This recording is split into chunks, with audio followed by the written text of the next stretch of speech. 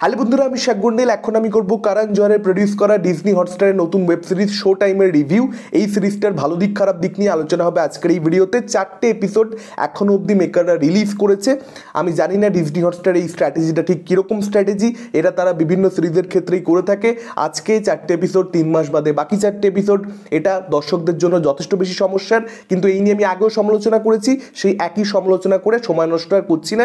আমি ডিরেক্টলি সিরিজের গল্পটা ছোট্ট করে স্পয়লার না দিয়ে আপনাদেরকে বলছি। একজন আউটসাইডার যে স্ট্রংলি বিলিভ করে artistic values is greater than box office, is greater than economics, এমনই ভাবা হচ্ছে যে সে একটা বলিউডের বড় প্রোডাকশন হাউসের দায়িত্ব সামলানোর সুযোগ পাচ্ছে, সেই কোম্পানিটাকে রান করবার অপরচুনিটি পাচ্ছে। এবার সেই কোম্পানিটাকে রান করতে গিয়ে, একটা প্রোডাকশন হাউস চালাতে গিয়ে, ফিল্ম বিজনেসে ঢোকার পরবর্তীতে তাকে কি কি অবস্ট্যাকল ফেস করতে হচ্ছে, সেটাকে সামনে রেখে বলিউডের যে ডার্ক সাইডটা, বা আমি বলবো যে কোনো ফিল্ম ইন্ডাস্ট্রির তো একটা ডার্ক সাইড থাকে, সেটাকে এখানে ডিরেক্টর এক্সপ্লোর করবার চেষ্টা করেছেন। যেহেতু এটা একটা হিন্দি প্রোডাকশন, যে কারণে বলিউড, দ্যাটস ইট। এবার অনেকেই আমরা আছি, আমি জানি আমাদের দর্শকদের মধ্যে আপনারা অনেকেই রয়েছেন যারা শুধুমাত্র সিনেমা দেখার মধ্যে সীমাবদ্ধ থাকেন না, বরং ফিল্ম ইন্ডাস্ট্রির মধ্যে কার সঙ্গে কার কীরকম ইকুয়েশন, কার সম্পর্ক ভালো, কার সম্পর্ক খারাপ, কে কীরকম মানুষ, অর্থাৎ গসিপিংয়েও কিন্তু অনেকের আমাদের মধ্যে বেশ একটা ইন্টারেস্ট রয়েছে। যারা আপনারা এরকম মানুষজন রয়েছেন তাদের জন্যই এই সিরিজটা, তারা কিন্তু একটা আলাদা করে রসদ খুঁজে পাবে এই সিরিজটার মধ্যে। কিছু স্টার সুপারস্টাররা এত বেশি ডিলিউশনাল হয় বা এত বেশি সেলফ সেন্টার্ড হয়, নিজেকে এত বেশি উপরে রাখে যে সিনেমাই নিচে গড়াগড়ি খায়। সিনেমাকেই যতটা গুরুত্ব দেওয়া উচিত ততটা গুরুত্ব দেয় না। সিনেমা স্ট্যান্ডার্ড নাবতে নাবতে নাবতে নাবতে পাতালে চলে যাচ্ছে, কিন্তু তাকে তার দর্শক বড় পর্দায় যেভাবে দেখতে পেতে চায়, সে মনে করছে যেটা সেই অনুযায়ী ছবির মধ্যে সবকিছু হওয়া দরকার, তাতে সিনেমা ভোগে যায় যাক, কোয়ালিটি ভোগে যায় যাক।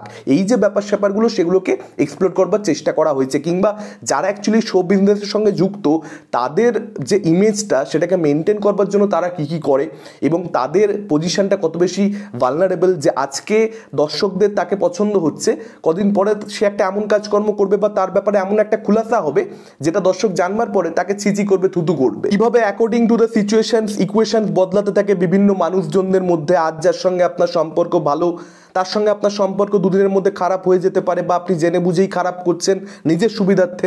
এই জিনিসগুলোর সঙ্গে সিরিজটা ডিল করে। অর্থাৎ ফিল্ম ইন্ডাস্ট্রির মধ্যে যা যা যা যা হয়, যেগুলোর ব্যাপারে আমাদের চ্যানেলের অনেক দর্শক সম্পূর্ণরূপে অবগত, যারা একটু ফিল্ম ইন্ডাস্ট্রির সম্পর্কে খোঁজখবর রাখেন, বিহাইন্ড দ্য ক্যামেরা কি চলছে না চলছে একটু যারা নজর রাখেন, তারা এগুলোর সঙ্গে অলরেডি পরিচিত।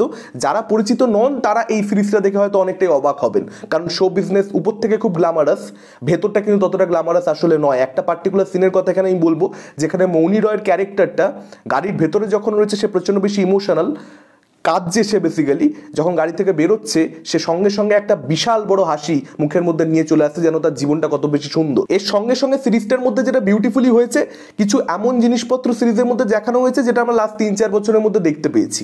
এবার সেই রেফারেন্সেসগুলো দর্শকদের বেশ মজাদার লাগবে, বেশ এন্টারটেনিং মনে হবে, মজা পাবে দর্শক সেগুলো দেখে। বাংলা কথা হচ্ছে এই, যেমন ধরুন এই যে কেজিএফ 2, রকি ভাইয়ের এই যে উত্থান, সাউথের এই যে উত্থান, এবং বলিউড কোথাও একটা কিচ্ছু করতে পারছে না, দূর সাউথে গিয়ে বলিউড পিছিয়ে, এই যে ন্যারেটিভটা, কিংবা বয়কট গ্যাংয়ের এই যে একটা রাইজ, সেই সব কিছুর সঙ্গে কিন্তু সিরিজটা ডিল করছে। আপনারা এই সব কিছু দেখতে পাবেন। ফার্স্ট এপিসোডের একদম শেষ ভাগে যে টুইস্টটা আসে, সেটা আনএক্সপেক্টেড ছিল, এবং সেটা আসবার পর সিরিজটা সম্পূর্ণরূপে ঘুরে যায়। সেই টুইস্টটা প্রচণ্ড বেশি মজাদার একটা টুইস্ট, সেই টুইস্টটা কিন্তু দর্শককে অবাক করবে। মানে সেখান থেকে দর্শক প্রচণ্ড বেশি এঙ্গেজ ফিল করবে। টু দি পয়েন্ট, 4টে এপিসোডই টু দি পয়েন্ট এগোতে থাকে, ধাপ ধাপ ধাপ ধাপ এগোতে থাকে।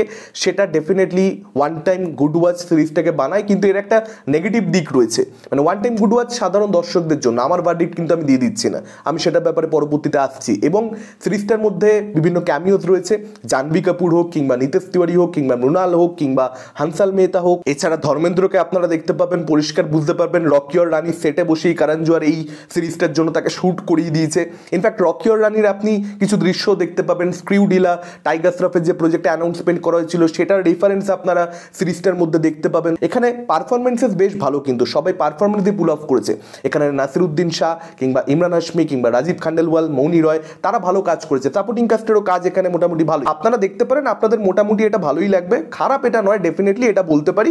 এমনি এঙ্গেজিং একটা শো। যারা ওয়েব সিরিজের সঙ্গে রিয়েলি মানে যারা টাচে রয়েছে, যারা জানে যে ওয়েব সিরিজ ফরম্যাটটা অ্যাকচুয়ালি কি, তাদের জন্য বলি এই সিরিজটার মধ্যে বেশ কিছু সমস্যা রয়েছে। মূল সমস্যা এখানে ক্যারেক্টারগুলো ভালোভাবে লেখা হয়নি। একমাত্র একটা ক্যারেক্টারের মধ্যেই মেটেরিয়াল রয়েছে, সেই ক্যারেক্টারটা প্লে করেছেন মৌনি রায়, কিন্তু মূল যে ক্যারেক্টারটা প্রোটাগনিস্ট সেই ক্যারেক্টারটা এখানে ভালোভাবে লেখা হয়নি। তার জার্নিটা আমরা ভালোভাবে বুঝতেই পারি না।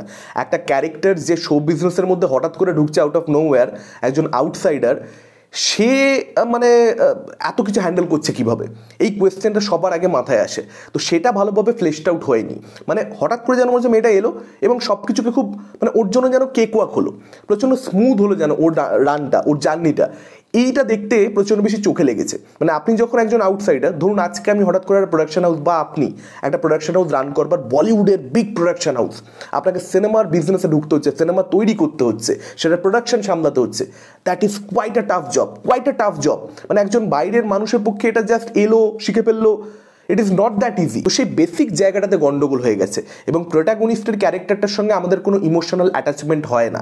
এই যে টু দি পয়েন্ট ধাপ ধাপ ফাস্ট এগোতে থাকছে, সেটা হয়তো ওয়ান টাইম গুড ওয়াচ একটা সিরিজকে করে দেয় সাধারণ দর্শকের জন্য যারা ওয়েব সিরিজ দেখতে অভ্যস্ত নয়। কিন্তু বিষয় হচ্ছে একটা সিরিজে তখনই মানে বহুদিন মানুষ মনে রাখে যখন সেই সিরিজটার মধ্যে ক্যারেক্টারের সঙ্গে একটা দর্শকের অ্যাটাচমেন্ট তৈরি হয়। এই সিরিজটার ক্ষেত্রে সেটা একেবারে হয় না। এই 4টে এপিসোডে জাস্ট সেটা হয়নি। এখানে মূল চরিত্রের সঙ্গে হয়নি, বাকি ক্যারেক্টার তো আপনি ছেড়েই দিন। একটা সিরিজ তখনই ভালোভাবে লেখা বলা যেতে পারে যখন সেই সিরিজটার ক্যারেক্টারগুলোকে আপনি প্রচণ্ড ভালোভাবে চিনে গেছেন, তাদের মাথার মধ্যে কি চলছে এটা আপনি পরিষ্কার প্রত্যেকটা সিনে বুঝতে পারছেন। সেই লেয়ারটা এই সিরিজটা কখনো পৌঁছতেই পারে না, প্রচণ্ড বেশি প্লট হেভি করতে গেছে। এবং এখানে বেশ কিছু জায়গা রয়েছে যেখানে কমেডিটা ওয়ার্ক করছে, আবার বেশ কিছু জায়গা রয়েছে মানে কমেডিটা রিয়েলি ওয়ার্ক করছে, আপনি সেই জায়গাগুলো হিউমারগুলো ধরতে পারবেন, মজা লাগবে। কিন্তু বেশ কিছু জায়গা এরকম রয়েছে যেখানে হিউমার অ্যাড করবার চান্স তো ছিল, কিন্তু সেখানে হিউমার অ্যাড করা হয়নি। আমি জানি না কেন। মানে ডার্ক কমেডিতে ঢুকছে, আবার যেখানে ঢোকার সুযোগ রয়েছে সেখানে ঢুকছেও না। মানে একটা টোনাল শিফট রয়েছে। প্রচণ্ড ডার্ক হিউমারে ভরা সাকসেশনের মতো শো হতে পারতো, কিন্তু সেটা যেন অ্যাটেম্পটই করা হয়নি।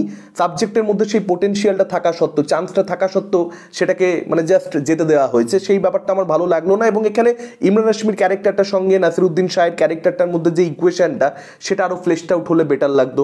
সেটা হয়নি একদম। নাসিরুদ্দিন শাহের ক্যারেক্টারটা প্রচণ্ড লিমিটেড স্পেস পেয়েছে, যেটা আমার একদম ভালো লাগেনি। কিংবা এখানে ইমরান হাশমির সঙ্গে মৌনি রয়ের যে ইকুয়েশনটা, সেটা আরও ফ্লেশড আউট হতে পারতো। মানে সেখানে কিন্তু দর্শককে ইমোশনাল করবার যথেষ্ট চান্স ছিল, যেটাও কিন্তু এখানে ডিরেক্টর মিস করেছেন। তো প্রচণ্ড বেশি প্লট হেভি করতে গিয়ে গন্ডগোল পাকিয়ে ফেলা হয়েছে, এটাই হচ্ছে বাংলা কথা। একজন প্রচণ্ড সৎ আদর্শবান মানুষও সিস্টেমের জাতাকলে পড়ে গিয়ে অনেক সময় করাপ্টেড হয়ে যায়।